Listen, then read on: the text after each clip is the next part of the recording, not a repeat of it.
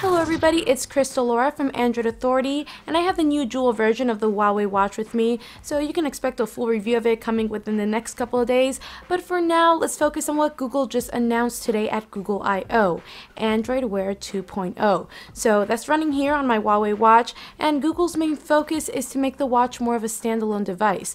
Although it's an extension of your phone, they want you to be able to interact with the notifications even more instead of having to resort back to the phone to do things. So first off, you'll notice different looking cards here. They almost fill up the entire screen and have a nice colored background with the color changing depending on the app. And if you take notice to the right side of the display as I scroll through, we have a scroll bar that curves around the side, which is very helpful for knowing just how many notifications you have left.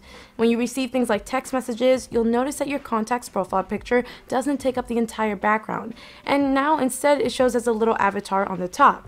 Now, if you want to interact with the notification card, it used to be that you would swipe to the left to bring up an action and continue swiping for more. But now it's a little simpler. You just need to tap on the card and it'll bring up a main option. So for this text I have here, I can click reply. And if I want to bring up even more options, I can swipe up on the screen and I'll be shown other ways to interact. So if I want to reply, I'll tap reply and I have my normal options. But on the right, we have a new option where we can actually respond however we want in silent by typing on a keyboard. It seems a little ridiculous at first to type on a full QWERTY keyboard on a 1-inch screen, but it works quite well and it's definitely a feature I wish was on Android Wear for a while.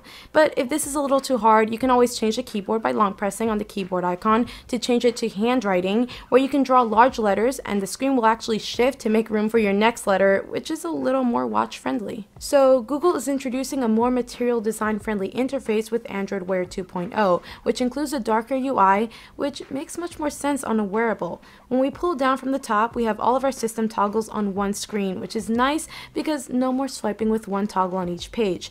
Now, if you tap the crown, we have a new animation that brings up all your apps. And as you can see, we don't have that bright white background anymore, which blends in a little nicer with the theme of the watch. And when we scroll up and down the list of apps, we have another new animation where the apps kind of curve around the display. And this definitely makes a lot more sense, especially on this round display like the Huawei watch. One of the biggest new features is the introduction to Complications API, where any watch face can show data from any app. You can choose a position and then the app itself. It's kind of like adding little widgets to your watch face, but once again, they'll work with any watch face. And of course, you can click these complications to bring up the apps themselves. And as cool as this is, it's definitely not the biggest feature here. The main story is standalone apps. So now apps can run on your watch even when your phone isn't with you. Whether that be on Android or iOS, the apps now have direct access to the cloud via Bluetooth, Wi-Fi, or cellular, if you happen to have a watch like the LG Watch Urbane. This pretty much means you'll be able to interact no matter how far away you are from your phone, even if your phone dies. If you use your watch for fitness a lot, this last feature will cause some excitement because Android Wear 2.0 has some improvements involving Google Fit, where certain apps now have the option to automatically recognize when you're running, walking, or biking, or even things like push-ups or other strength training exercises.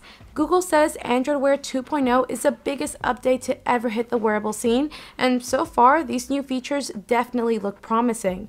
Android Wear 2.0 is going to be available sometime this fall, but if you're a developer, you're in luck because you can start using Android Wear 2.0 today for testing.